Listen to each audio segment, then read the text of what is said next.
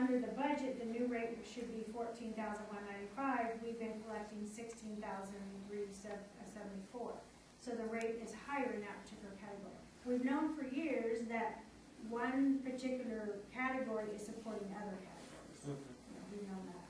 So this is just basically realigning the rates into the services that are being provided. In addition, clarifying a little bit more, I said low incidence wasn't there before. So we're just. But you did have a rate for there. I mean, it was a DIS rate. It was a DIS rate. So shouldn't there be a 2,821 down there? So, I mean, I could have, but I mean, you're right, but there was no particular rate for that one. So there wasn't a separate rate, but yeah, that's what you were collecting. Yeah, there wasn't a separate rate. Like I said, that was for discussion purposes only, showing where the differences were. So then the next section down below is how much revenue would be collected using the new rate for that particular category versus how much was collected using the old structure. Not was, but would be for this, because remember this was 11-1200, so nothing's actually been collected here. But using the established rate for an STC, for instance, at the established rate of $16,374, we will be collecting in this year $11,805,000. But if we use the new rate, $14,195, which would be appropriate for those expenses, we would be collecting for STC $10,234,619. So we would be collecting more money in the STC than we actually needed to support STC. But that 1.5 million extra would be over supporting something else that we weren't collecting enough in. See what I'm saying? So again, the logic here is just aligning the revenue collected with the expense of that particular program. I have a question. Kind of getting deep into finance now. I mean, like this. Scares So you. I know I'm beginning to lose the will for it. You know? I'm just trying to find one or two questions, and once I find them, I can't think any further with you, Janet. So under the one-on-one aid service, under the down at the bottom, where it says excess cost per service, what is that? Per service, that means it's taken the total excess cost divided by the number of services that we've had. In other words, there were 56 one-to-one aids in this. So if you look at the total excess cost, and that cost being expense minus any revenue we've received other than fee-for-service, which for one-to-one aids we've received there's no grants or anything like You that. don't get the bill back for them or anything? Well, there is a bill back, but we're trying to determine our amount of bill back that we need, so we're not adding the bill back revenue in there. Is there any Medi-Cal billing or no, or state We billing? do have Medi-Cal billing, but what it pays, and it does pay for nursing supplies and But stuff not, like that. not with aid. No, it's not. It's So- very, Medi-Cal, as with all districts, is very restrictive, and there has to be, certain. So is this standards. $35,000 for all of the aids that you currently have?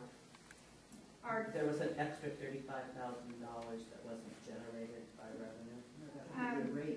That would be the rate per student. Per student. So So your excess cost per service would be your new rate. The average, it would be the average, because, on some aids are high, and that's, remember, that's salary and benefits, and it's the average of, so the total cost for one-to-one aids is $1,967,887. And the only reason I was asking is having worked in both environments with full-time aids and benefits and part-time aids and not benefits, the huge difference that ends up costing. So, and then the same thing over on the other side, on the next column, unrelated services. The total. We pay per designated service. What you tell me. Okay, the total cost for all related services, and it's the related services, APE, LSH, health, and so forth, it's listed there, is $7,397,975.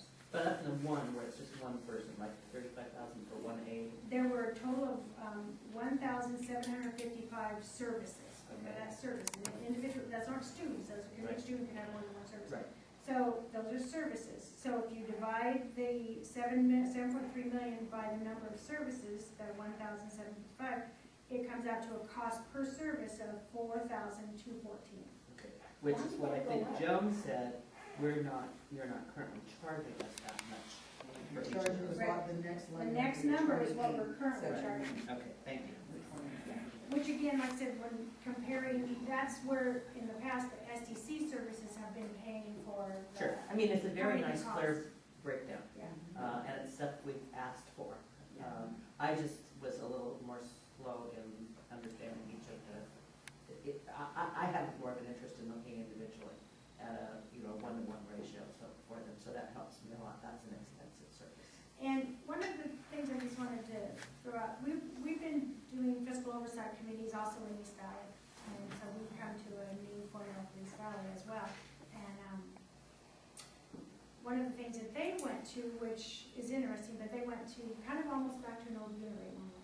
Their SAI rate includes the cost of the SDC and the DI service. So we just threw everything, that was the recommendation of the group, throw the cost of the related service and the SDC together, and then divide it out by, so when you pay a rate, yes, it's higher than the 14,000, but you're paying for DIS services, and so, I mean, some people may be paying that rate for 2 services, some people may be paying that rate for a student with 4 related services, but it's the same rate. It's blended together. So, just to throw it out, that is discussions that are going on. And actually, And there's a looking real at difference though in East Valley in terms of the programs operated type by of the programs. county and, here. So the county community programs over there operated by county. I think it's very helpful. and in looking at this, I've seen this again, I just kind of forgot about this, but a little bit, I'm actually looking at the very bottom line. So if you look at the very bottom right there, it's showing, the fee for service under the new rate structure is the $25,193,000. Under the old structure, it was $24,476, so it's actually an increase of $716. That's the bottom line. And one of the reasons, that kind of stumped me for a while, when I got through this, I go, why? Because we've been operating on beginning balance for a while, that's why. Because, we, in the past, we haven't increased the rate for, I think we're in the fourth year now.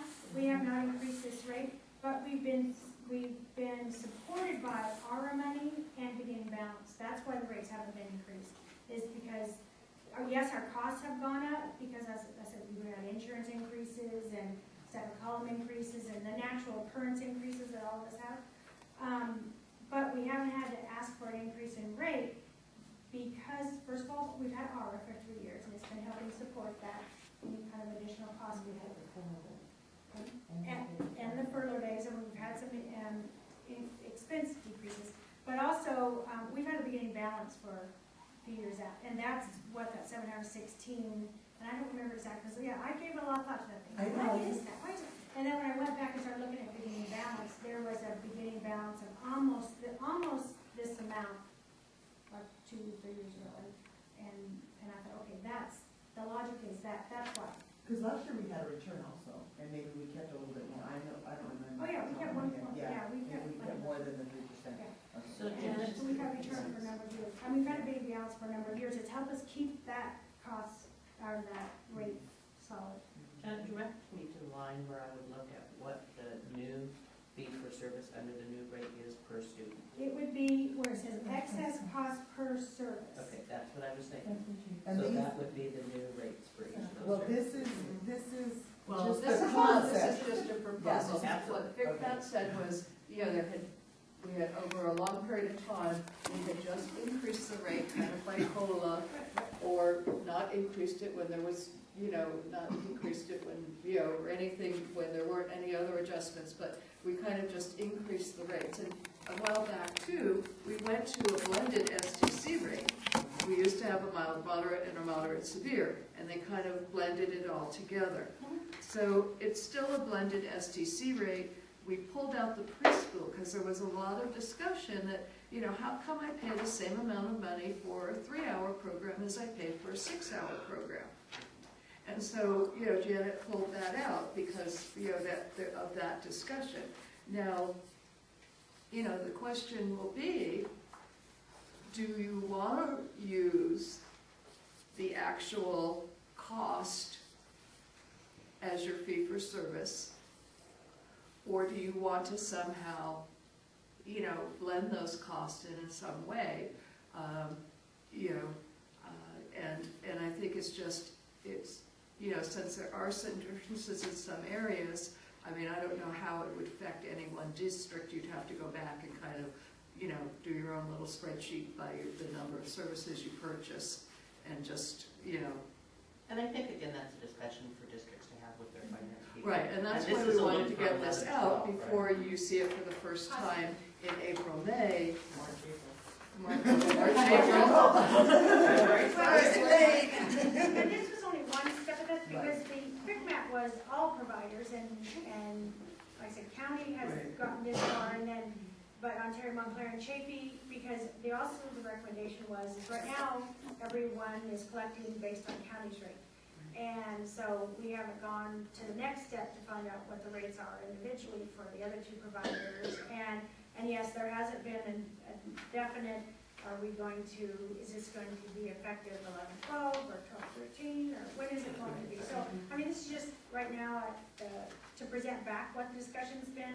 Oh, great information. Yeah, it But is. where do we go from here is really the, you know, So no recommendations today to move forward, right? No, this is just I have informational. I Jean don't. has a question. I have a question too.